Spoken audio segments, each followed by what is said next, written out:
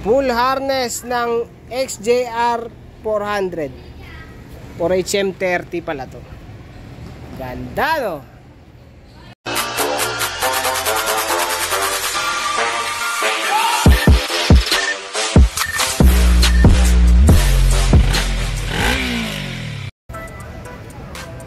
Kaya tinatanggal din namin yung harness para matanggal yun. Tanggal yung relay module. Tapos ano, papalitan na ng bago. Bagong latag na pero stock pa rin. Stock setup. Wala lang yung ano, mawala lang yung relay module. Papalitan ng fuse box. Tapos mga relay, flasher relay, starter relay. Napalitan ko na rin to yung rectifier tsaka card na si kaso na yun. Pero ayun, pag pinandar ulit, check ko kung goodies pa to. Kasi medyo matagal tsaka bumagyo eh. Bumagyo kaya ganyan itsura niya. Pero hindi naman binaha. Binagyo lang. Puta, kahit gabi oh. Gabi liwanag oh. Panis. Panisable lips. May epoxy. Madami. Diyan.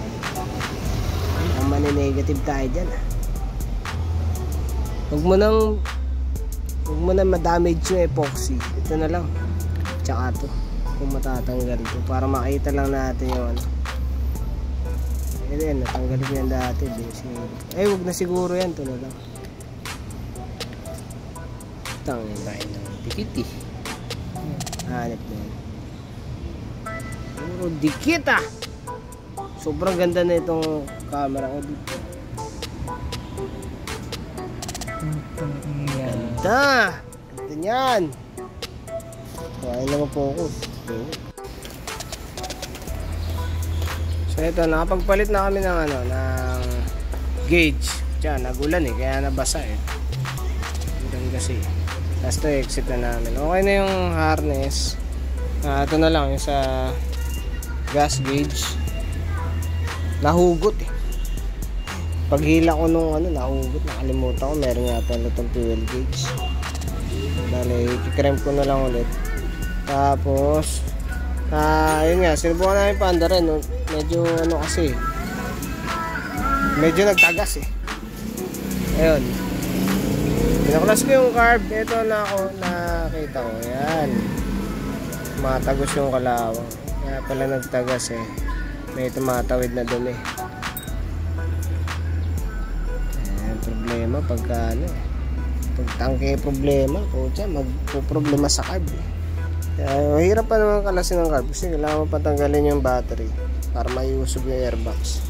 Di ba, exit ko lang ulit yung exit ko dito tayo. Exit ko na naman yung gas. Guys, pero exit ng gas at least okay na tayo sa electrical. Ang problema pa pala, may problema pa rin syempre yung RPM. Kaya nga kami nagpalit ng gauge kasi nga may problema na yung gauge, sira. Tsaka hindi na gumagana talaga eh. RPM, hindi siya nag-match ng CDI. Yung CDI, wala nang dinodraw na pulse papunta sa tachometer. May problema na rin yung CDI. Tapos bukod doon, itong speed na dekable sana, kailangan papalitan ng speed gear kasi naka-sensor to eh. Ay pre, yung sensor siya. Kailangan palitan siya ng speed gear. Tik talaga. Kaya matapos dito. Kaya talaga.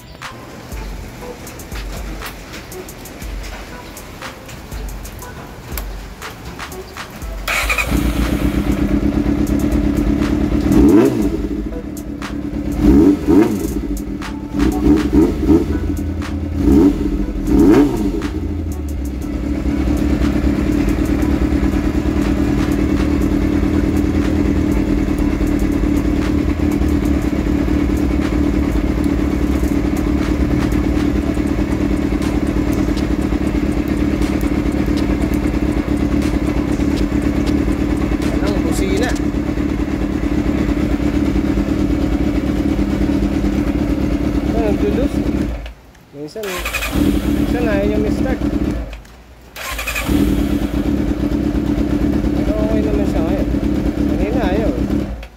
pindot ko nito. Kasi ito, pag nakapatay, ay mag-start yan.